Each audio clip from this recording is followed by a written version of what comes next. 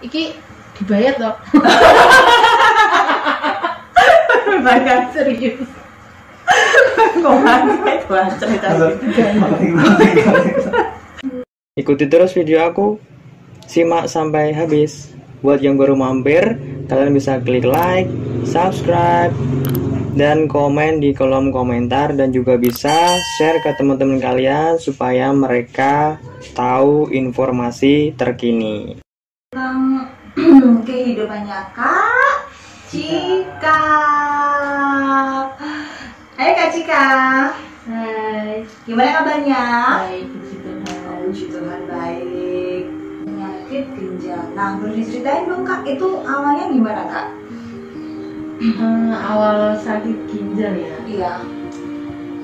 Gimana ya? Sebenarnya sih ya semua orang sih bisa bertahan ya Iya. kalau ada kemauan, karena gagal ginjal ini tuh yang kronis, bukan yang akut ya. Kalau yang akut itu kayak ginjal empedu, bukan empedu, maksudnya batu ginjal, itu masih bisa disembuhkan lewat operasi. Tapi kalau gagal ginjal kronik itu berarti ginjalnya tuh sudah rusak keduanya. Jadi dua-duanya tuh udah tahap nggak bisa digunakan. Nah, jadi vonis dokter tuh dulu tuh kan saya menikah dengan suami Tahun berapa gitu Kak? 2016. 2016. Menikah ya, menikah. Jadi menikah itu sudah divonis sudah punya penyakit atau gimana itu? Belum, masih lama, masih 2 tahun. Jadi 2016 menikah, terus aku divonisnya itu 2018 awal Januari. 2 tahun setelah 2 tahun setelah Iya, pernikahan betul. ya. Itu gimana Kak itu tanda-tandanya kalau Kakak itu divonis? Sebenarnya kan sebelum menikah juga aku kan sering sakit lambung. Nah, muntah-muntah lah itu, pokoknya nggak bisa salah makan gitu, langsung muntah darah juga pernah karena lambung. Jadi kita tuh ngiranya ya sampai saat menikah tuh sakit lambung gitu loh. Karena ke dokter klinik ya, bukan ke rumah sakit yang periksa darah. Ini cuma dokter klinik yang di Terawang gitu kan. Biasa kalau dokter klinik katanya ya ini sakit lambung. Jadi aku dikasih obat kayak pereda nyeri.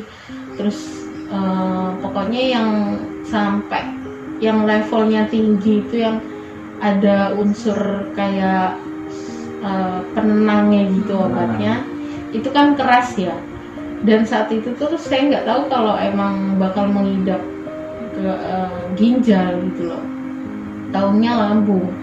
Terus aja saya konsumsi obatnya gitu, pas saya sakit minum. Jadi kayak ketergantungan, sampai saya kerja itu ada obatnya gitu saya simpan. Jadi sewaktu-waktu sakit minum. Nah, terus 2017 akhir itu saya bengkak-bengkak tuh lagi kerja kan, bengkak semuanya badan. Nah, habis itu orang tua saya bilang kok bengkak-bengkak gitu, dikirain liver, diperiksa lah. Itu di bagian Kaki. Iya, kaki sama pipi waktu itu, wajah. Jadi bengkak, terus mertua suruh saya periksa, lalu periksa sama suami kan. Terus gak nyangka gitu, dokter bilang, Mbak ini mbaknya divonis, dokternya bilang gagal ginjal kronis. Gagal ginjal? Iya, di situ saya masih loading ya, masih mikir, karena nggak ngerti sama sekali gagal ginjal itu apa gitu, parah atau enggak. Yang ngerti itu ternyata suami saya itu paham. Terus dia yang kelihatan kayak kecewa gitu, kayak yang sedih. Situ saya masih cengenges, nggak tahu kalau itu parah gitu. Jadi Mbak Cika ini harus cuci darah, terus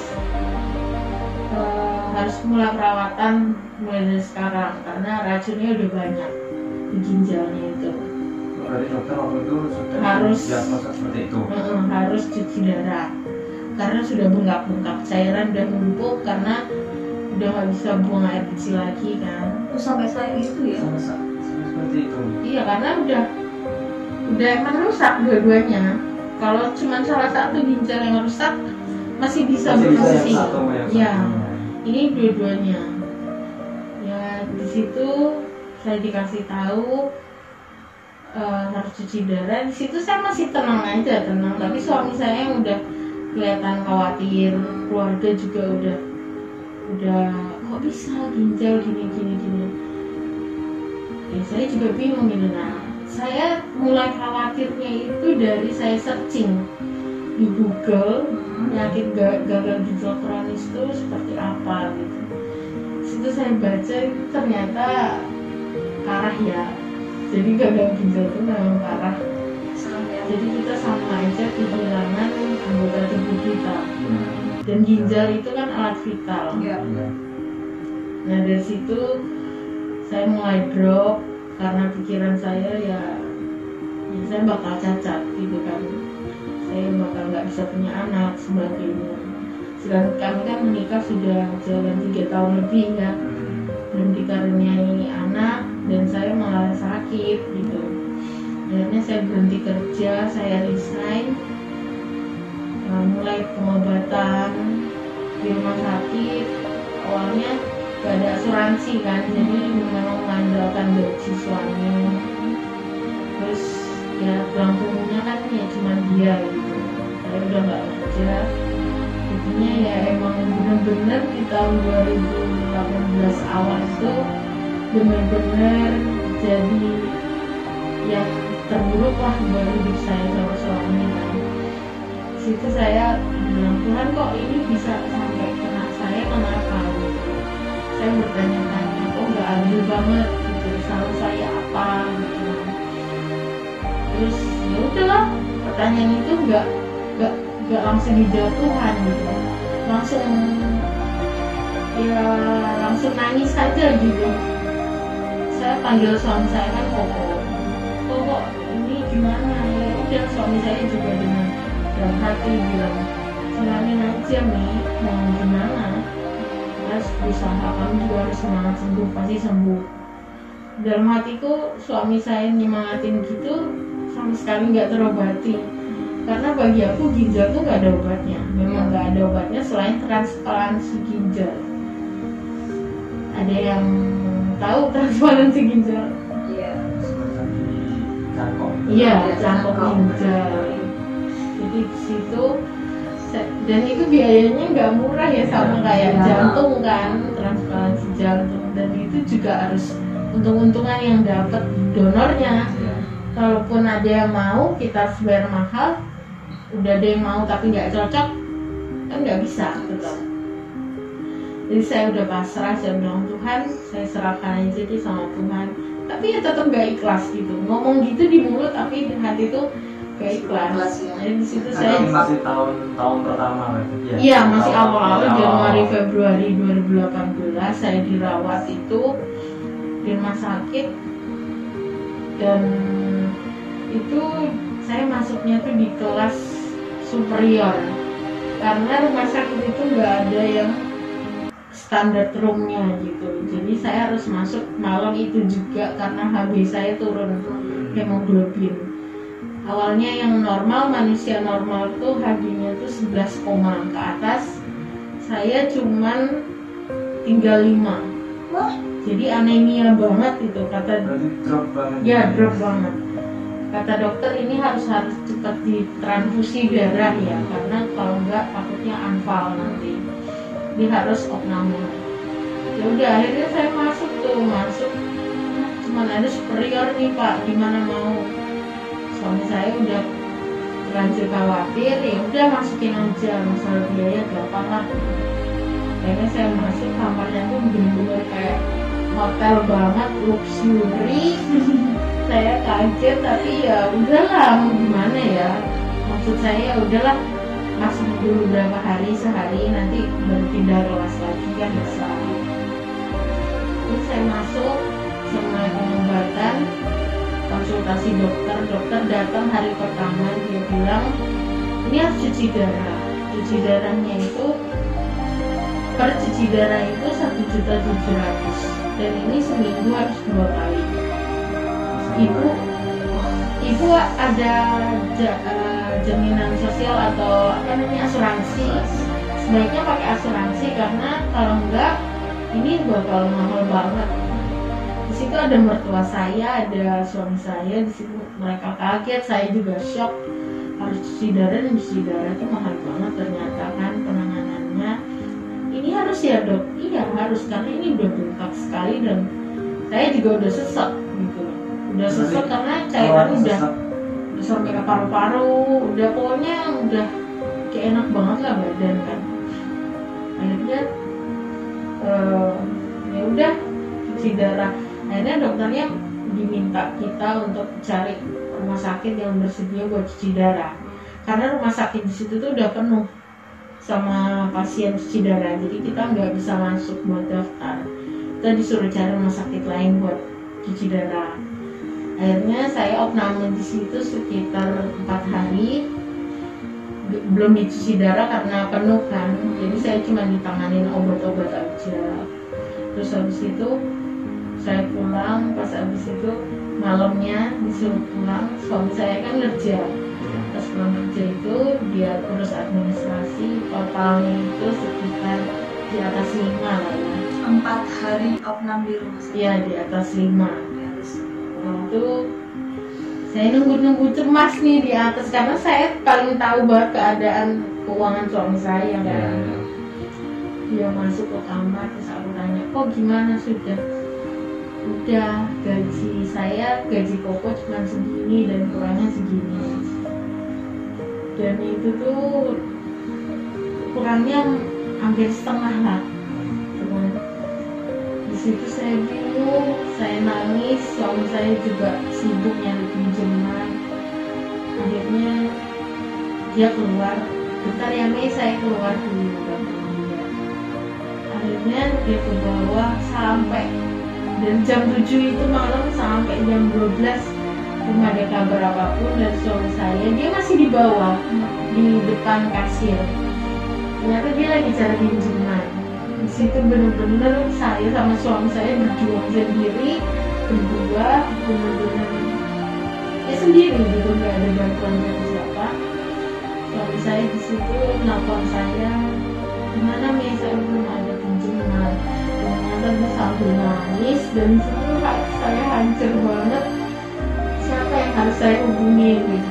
Keluarga semua udah, tapi nggak ada kalau jumlahnya seperti segitu gitu kan. Karena ya lumayan lah ya setengah. Akhirnya udahlah ditutup. Ini masih dikasih, nggak tahu. Pokoknya kita berdua udah pasrah, udah jam 2 lewat. Kata susternya ini dikasih waktu sampai jam 5 subuh. Kalau sampai jam 5 subuh itu nanti kena extend, jadi kena biaya lagi, kena cas lagi 1 hari. Ini udah jam 2, aku udah nangis gitu kan. Infus juga udah dicabut, tinggal nunggu aja lah. Akhirnya jam 2:30 itu suami saya telepon, Mei, puji Tuhan, pokoknya dapet pinjaman dari mantan manajernya. Wah, di situ senang banget kan. Akhirnya bisa pulang. Sudah cerita pulang tuh ke kosan. Waktu itu masih belum punya rumah ya, masih ngekos. Pulang ke rumah, ke kosan. Udah tuh lega, cuman ya masih khawatir juga karena saya masih suka sesek. Jadi suami saya juga harus nyiapin oksigen di kosan gitu kan. Jadi saya harus pakai oksigen yang kecil itu yang isi ulang, pakai kalau sesek pakai lepas pas udah nggak sesek, karena kan boros ya, lumayan juga isi ulangnya itu. Pokoknya penyakit gagal ginjal ini nggak jauh-jauh dari uang, dari obatnya, dari penanganannya, semua uang. Jadi kata dokter tuh benar, kita harus pakai asuransi. Akhirnya 2 hari kemudian saya hafal. Ternyata benar-benar harus penanganan cuci darah. Akhirnya saya cuci darah di satu rumah sakit di kota. Nah itu saya langsung dibawa ke IGD-nya, jadi nggak daftar, langsung kerujuk gitu, langsung masuk gitu, maksudnya langsung udah darurat karena udah sesel. Akhirnya masuk, kata dokternya udah ini daftaran cuci darah aja di sini, besok akhirnya cuci darah. Nah singkat cerita itu udah dibikinin asuransi ya pemerintah, jadi saya udah pakai asuransi, puji Tuhan ya udah pakai asuransi. Akhirnya masuk, besoknya saya cuci darah, dan ini pertama kali saya masuk cuci darah. Wah itu benar-benar ya, itu pengalaman yang gak terlupakan. Saya takut setengah mati karena ternyata jarumnya besar guys. Dan gak sebayang kita ini kan tangan saya kan gendut ya, gendut, dan saat itu saya lagi bengkak cairan gitu loh. jadi bengkak banget ya tuh ya tangan Jadi uratnya tuh kan nggak kelihatan. Nah harus, jadi kalau dimasukin bukan infus, jadi infus sama jarum cuci darahnya itu kan besar ya. Harus ke sebesar apa sih kak jarumnya? Seperti jarum kayak jahit. donor darah.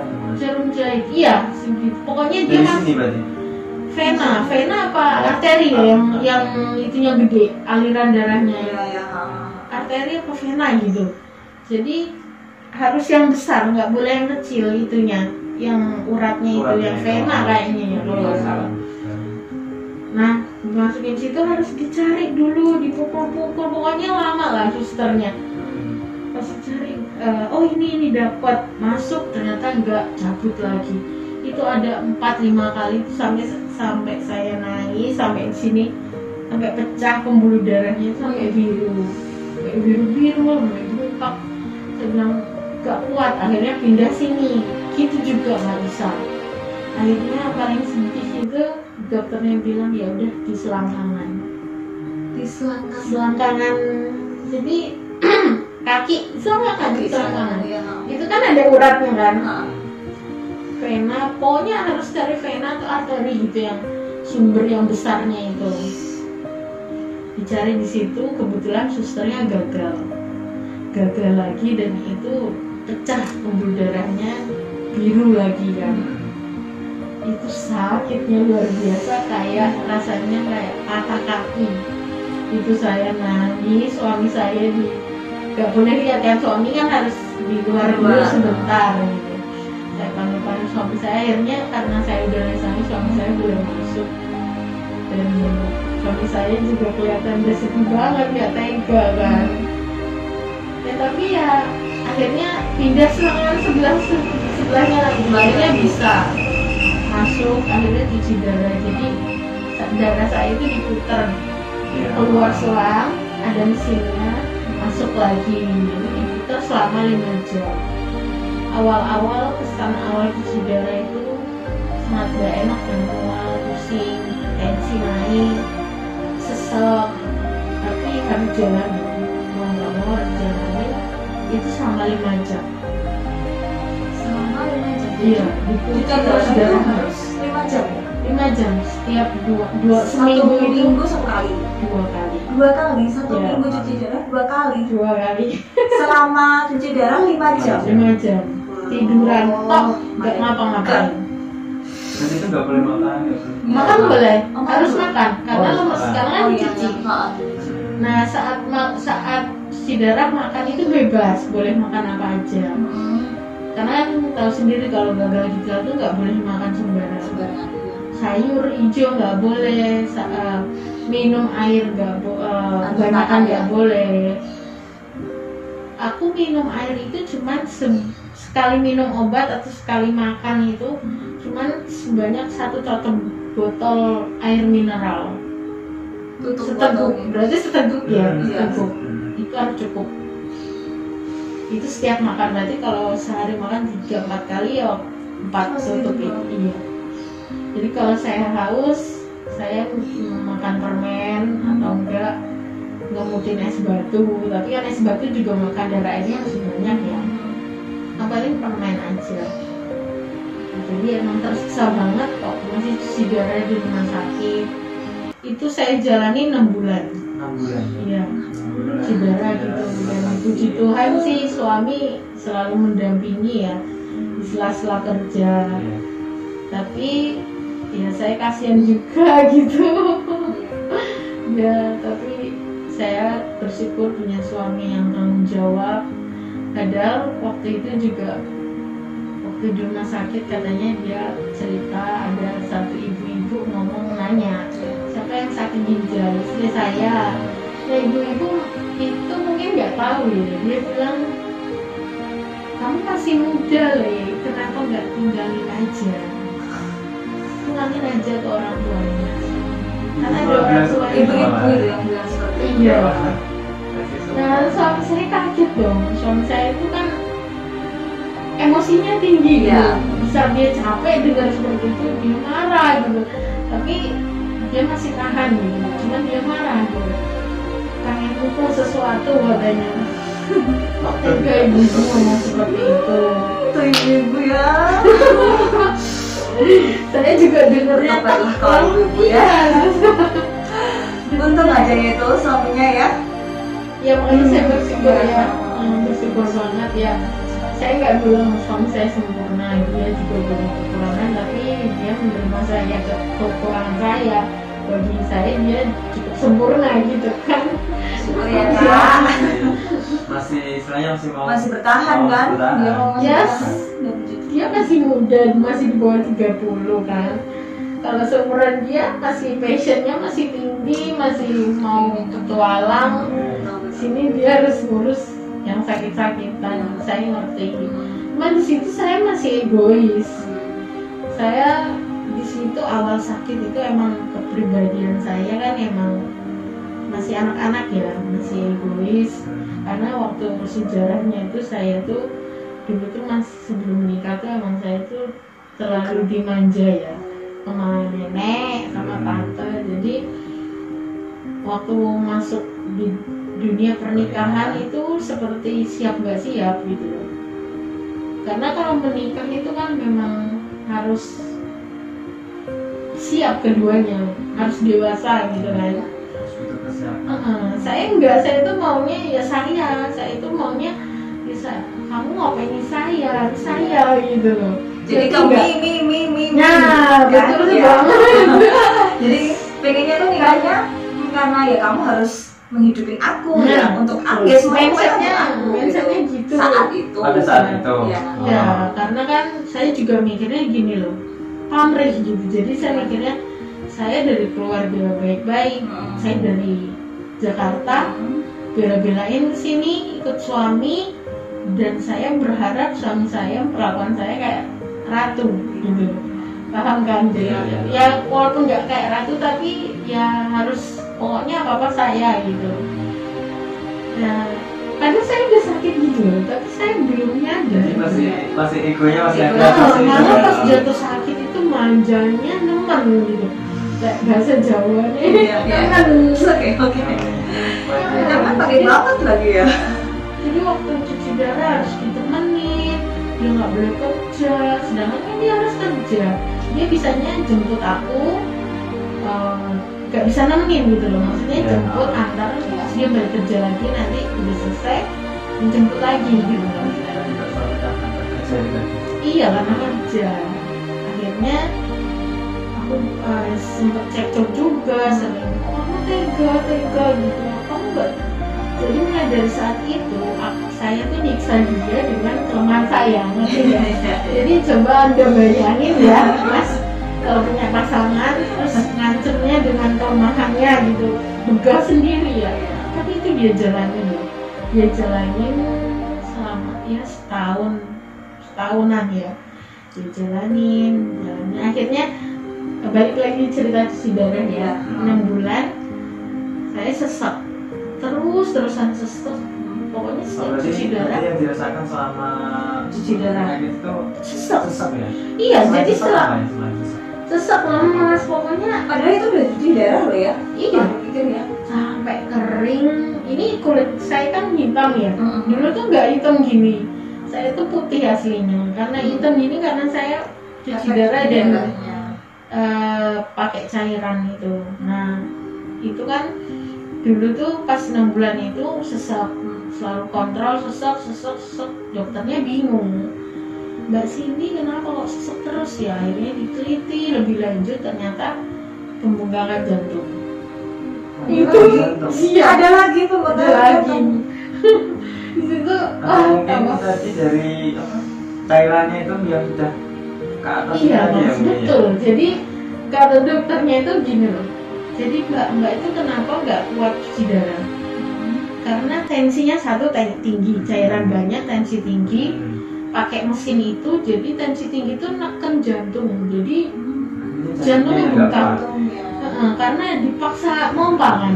Kalau cuci darah tuh jantung kita emang tidur, tapi di dalam tubuh ini bekerja.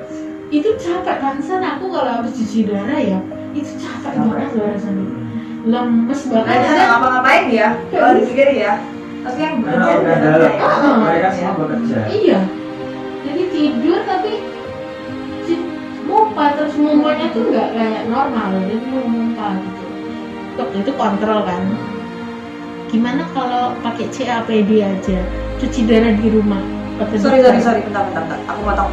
Jadi selama cuci darah di rumah sakit itu efek sampingnya selain sesak, ini mohon maaf ya, itu pola makannya juga diatur nggak? Iya. Cuci darah itu pola makan diatur. Kalau di rumah tuh justru kalau gagal ginjal tuh nggak nafsu makan. Jadi di rumah tuh aku makan sedikit, dan makannya tuh paling mewah tuh ya, paling mewah itu bukan karena nggak punya duit ya, emang kalau itu kan yang harus dibatasi. Paling mewah tuh ikan goreng pakai kecap atau enggak nasi, tahu, tempe. Nggak boleh pakai sayur, bolehnya wortel, timun. Itu pun timun jarang karena airnya banyak. Oh, jadi nggak semua buah ya ini ya? Buah nggak boleh sama sekali. Oh, buah nggak boleh sama, karena kaliumnya tinggi. Kalau gagal ginjal tuh kalium tuh nggak boleh tinggi. Kalau kaliumnya tinggi itu bisa sesak. Jadi buah itu, jadi selama cuci darah 6 bulan itu buah, sayur nggak boleh. Sayur juga nggak boleh.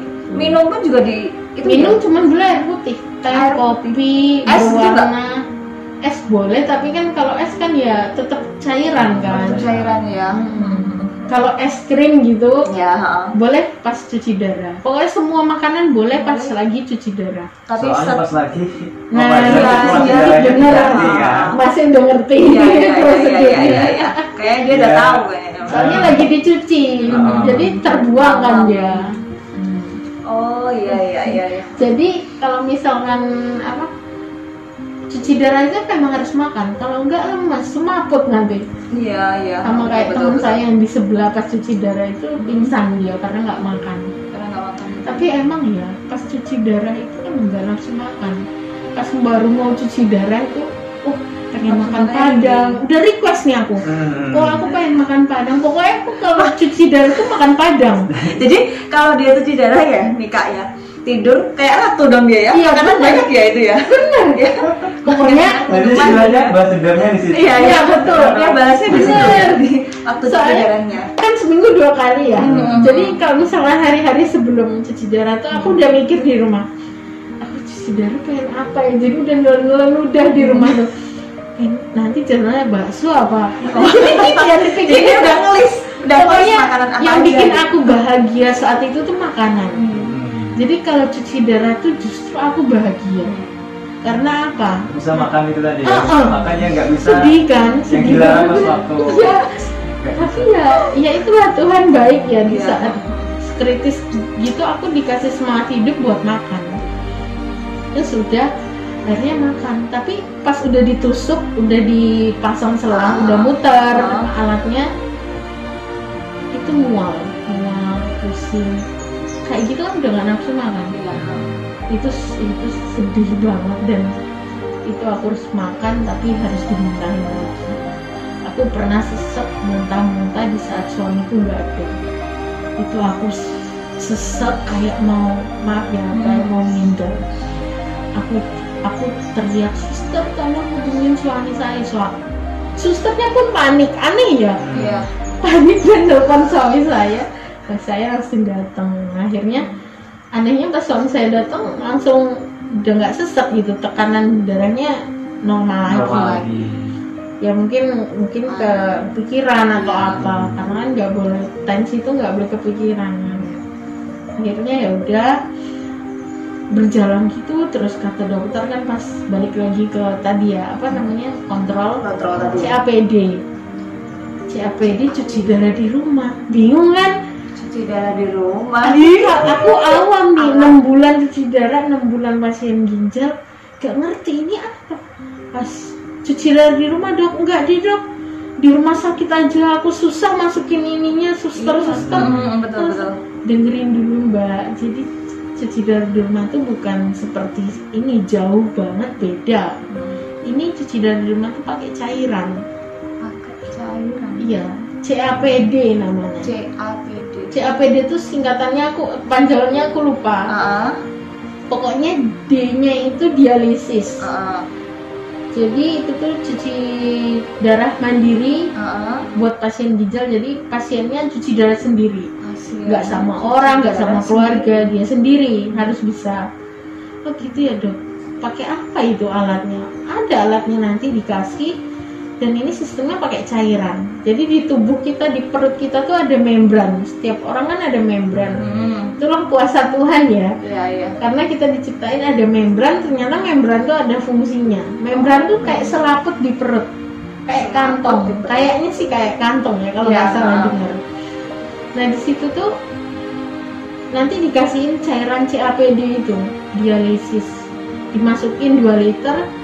Jadi cairan itu bertahan di perut selama 5-6 jam. Baru habis itu dikeluarin lagi, dimasukin yang baru cairannya lewat selang. Jadi selangnya itu nanti lewat operasi ditanam di perut, selang silikon. Itu saya bayanginnya ribet ya, dengernya ribet nggak? Nah terus abis itu dokternya kasih video tutorialnya di YouTube, kasih lihat gini. Karena saya nggak mau terlalu deket-deket sama dokternya kan, mata saya minus ya. Saya bilang ribet gitu kan. Ribet dok, nanti saya lihat aja di rumah, nanti saya pikir-pikir dulu, konsultasi dulu sama keluarga. Saya bilang, dokternya iya bagus mbak, harus konsultasi keluarga karena ini harus ke Malang, karena di Kediri nggak ada. Harus ke Malang, dan itu satu-satunya rumah sakit di Jawa Timur yang bagus, yang CAPD-nya dokternya bagus. Saya nanti kalau sampean mau saya bikin rujukannya, karena dokternya teman saya. Nggak perlu khawatir, pasti ditanganin secara tepat. Pokoknya dokternya ngeyakinin. Saya tetap ragu karena nggak ada di kepala saya gitu. Kepala saya itu cuma ada sudah di rumah, pakai selang, operasi masukin selang. Benar. Iya, kita yang nggak tahu kan pasti ya. Suami saya juga bingung gitu, dia nggak sakit apalagi dia yang nggak sakit ya. Akhirnya udah tetap sesek. Selama saya sakit ginjal itu saya tidur nggak pernah terlentang. Setiap malam saya tidur duduk. Dan sedihnya lagi suami saya juga tidurnya duduk, karena suami saya itu saya senderin. Jadi dia duduk gini, nanti saya di dadanya dia. Itu pegel nggak? Selama cuci darah 6 bulan lebih selama saya sakit. Itu memang berjuangnya luar biasa dia ya. Terus udah habis itu, gimana nih, kamu mau coba aja ya cuci darah ya? Enggak, pokoknya enggak mau, saya pokoknya enggak mau. Saya pikir ribet gitu loh. Dan saya kan orangnya manja ya. Terus dia kerja, nanti saya yang cuci sendiri, gimana gitu kan? Gak mau gitu. Akhirnya udahlah. Nah pas saat cuci darah, kebetulan sebelah saya itu ada pendeta pasien gagal ginjal juga. Nah dia istrinya ini saya manggilnya AI karena orang Chinese ya. AI itu tante. Ya AI, gimana kamu sehat sih? Sehat AI. Gimana kamu udah nerima tawaran buat CAPD itu bagus loh. Apalagi kamu masih muda, kamu masih bisa aktivitas, kamu bagus pakai itu mandiri. Enggak, daripada kamu gini, kamu kelihatan pucet. Pokoknya udah parah kan aku itu, udah gak ada harapan lah kalau dilihat ya. Udah pucet gitu, udah kurus tinggal tulang, karena kan sedot terus, dengan aku nggak ada gizinya makan. Akhirnya si AI-nya itu bilang udah kamu ke Malang aja, nanti saya antar. Guys, mau diantar nanti pokoknya diantar di penginapan sampai kamu udah perawatan, AI antar. Hah, serius? Tapi kan AI harus jaga Pak Titus. Pendetanya ya, almarhum sekarang dia. Gak apa-apa. Akhirnya saya diantar, udahlah ceritanya singkat cerita, saya ke Malang, diantar, suami ambil cuti 4 hari. Akhirnya ke Malang, pasang CAPD, ternyata gak serumit yang saya bayangin. Cuman operasi masuk sebesar operasi sesar kalau ibu hamil, dimasukin selang berapa senti gitu ya, 10 senti, tapi itu selang sih